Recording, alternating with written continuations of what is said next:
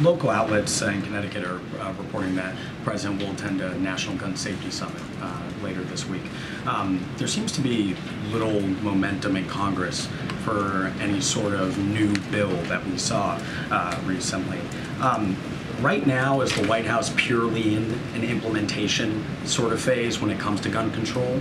Or is there anything else the White House can do in the meantime besides just calling on Congress for additional action for gun control? I mean, Zolan, I appreciate the question, but let's not forget what this president has done that has been historic when it comes to dealing with gun violence. Let's not forget that more than 24 pieces of executive actions that he's taken because Congress has not acted in the way that we fully believe that they can. We appreciated the bipartisan bill that was passed almost a year ago. It's going to be on, I believe, on Friday. Will be a year ago that the president signed that into law.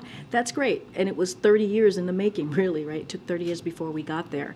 But there's more that needs to happen. There's more that needs to happen to keep our community safe. And so, to your question, look, he's going to use the bully pulpit. He's going to go to Connecticut. He's going to continue to talk about the importance of Congress moving forward. But also, states have taken action. Let's not forget, Connecticut has taken actions, and there's been multiple states have actually done the work to ban assault weapons, do red flags, and do other things that are incredibly important that's going to protect communities. And so we're going to lift that up as well. Now, what we're asking for, obviously, is for the federal government to take additional actions. But let's not forget what states have been able to do over just the last several months on protecting their community. What we're asking is for the federal government to take additional actions. That's exactly right. But can any of those actions at this point, while noting the legislation that was passed already and the implementation ongoing of that package, can any of those additional federal actions at this point be done solely through executive action?